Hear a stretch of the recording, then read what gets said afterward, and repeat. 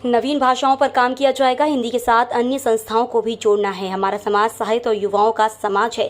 साहित्य से महिला सशक्तिकरण बढ़ा है। विश्वविद्यालय का साहित्य के साथ आना एक शुभ संकेत है। इस कार्यक्रम को फेसबुक लाइव किया जाएगा। इस कार्यक्रम को अन्य देशों से भी जोड़ा जाएगा। यह साहित्य का 27वीं व्याख्यान माला है। हिंदी भवन जंगल के रूप में नहीं रहेगा, साहित्य का केंद्र बिंदु बन जाएगा। हिंदी का प्रभुत्व और स्नेह बढ़ता जा रहा है, लेकिन दुर्भाग्य है कि अपने देश में ही इसका सम्मान खत्म होता जा रहा है। हिंदी को आगे बढ़ाने में हिंदी भाषी राज्य ने कुछ भी काम नहीं किया है। इस कार्यक्रम को जन जन तक पहुंचाया जाए। हिंदी संस्कृत का उत्तराधिकारी है। लोग आज हिंदी में बात करने में संकुचित महसूस करते हैं। साहित्य जीवन का सबसे महत्वपूर्ण है। एक युवा के रूप में और एक प्रबंधक के रूप में भी इस समस्त कार्यक्रम में हम लोग सहभागिता कर रहे हैं।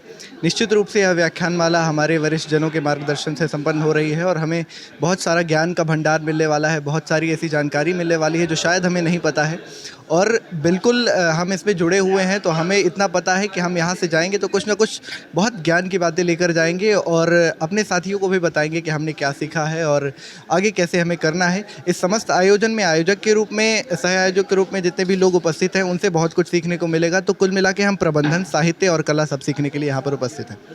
दरअसल मेरे जीवनचर्या में तो साहित्य मेरी एक जीवन शैली का हिस्सा है। युवाओं के रूप में मैं अगर देखता हूं तो एक पूरा युवा वर्ग साहित्य से दूर है, परंतु जो साहित्य से जुड़े हुए हैं मैं देखता हूं कि उनके जीवन शैली में एक अलग प्रभाव होता है, उनकी जीवन शैली में एक अलग तेज होता है। तो मुझे लगता है कि जो युवा साहित्य से जुड़े हुए हैं उनकी जीवन शैली निश्चित रूप से बहुत ही उज्ज्वल है, उनका भविष्य बहुत उज्ज्वल है और हमारे लिए यह बहुत काम की चीज़ है। मुझे लगता है कि आज के समय में साहित्य संगम और हिंदी पर केंद्रित व्याख्यानमाला का आयोजन होना इस समय की ज़रूरत भी है और बहुत बड़ा कार्रवाई भी, क्योंकि आज जो हिंदी के पास वैश्विक संभावनाएं हैं, हिंदी को नई शिक्षा नीति में जो जगह दी गई है, हिंदी जो बाज़ार में भी जिस तरह से फैली है और भारत ने अपनी आर्थिक और भाषाई गतिविधियों को बढ़ाया है, उस लिहाज से हिंदी को केंद्र में रखना बहुत ही आवश्यक है। साहित्य की भूमिका, भाषा की भूमिका, संस्कृति की भूमिका अब केंद्र में है और ये कार्यक्रम उस पर बातचीत करेगा और कई पक्षों से इस पर बातचीत करेगा। एक दूसरी महत्वपूर्ण बात यह है कि इस बार ये रविन्द्रनाथ टैगोर विश्वविद्यालय और राष्ट्रभाषा प्रचार समिति इसको मिलकर कर रहे हैं, जो इंगित करता है कि इसमें युवाओं को जोड़ने का प्रयास है, युवाओं को भीतर लाने का प्रयास है और अपनी भाषा के प्रति समर्पण और श्रद्धा पैदा करने का सवाल है। जो विषय चुने गए हैं बिल्कुल सामयिक विषय हैं। इसमें नई शिक्षा नीति पे बात हो रही है, इसमें कलाओं के बीच अंतर संवाद पे बात हो रही है, इसमें महिलाओं के सशक्तिकरण पर बात हो रही है और हमारे देश में महिला लेखन बहुत प्रभुता के साथ सामने आया है। तो ये सारे विषय भी भारतीय भाषाओं के बीच अंतर संवाद की बात हो रही है। हिंदी को भारतीय भाषाओं तक के बीच के खिलाफ खड़ा नहीं करना है, बल्कि उनके साथ मिल के काम करना है। तो ये पूरी ध्वनियाँ इस पूरे कार्यक्रम को नया बनाती हैं, नए समय के अनुरूप बनाती हैं और मुझे लगता है कि बहुत ज़रूरी कार्यक्रम ये इस समय आयोजित हो रहा है।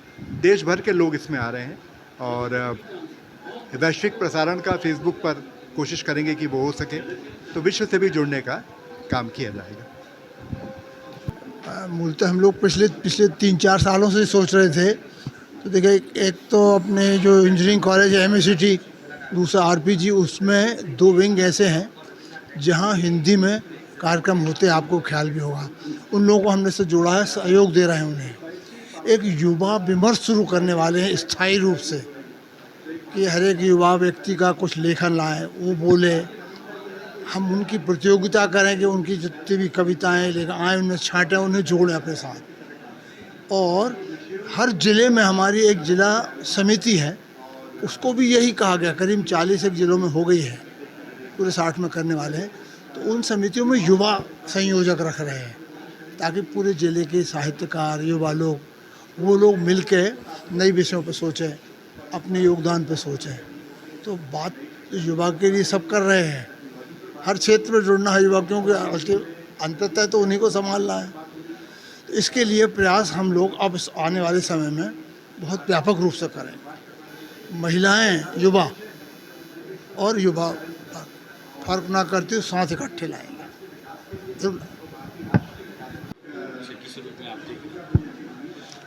देखिए, ये कोई पहला कार्यक्रम नहीं है। ये 27वीं पावस व्याख्यान माला है। तो हम तो निरंतर चरैवेति का मंत्र लेकर के चल रहे हैं। इसमें जितना जन जागरण हो जाए हिंदी के प्रति उतना ये प्रयास है। राम सेतु बनाने के लिए जो गिलहरी का सहयोग था, इसी प्रकार से हिंदी भवन का ये सहयोग है कि हम अपनी मातृभाषा, अपनी हिंदी, इस आज़ादी के और अमृत महोत्सव के समय आज़ादी में जिस भाषा का सर्वाधिक योगदान रहा, उस भाषा के लिए हम जितना कर सकते हैं हम अपनी ओर से उतना कर रहे हैं और आगे भी ये प्रयास और अधिक ताकत से जारी रहेगा।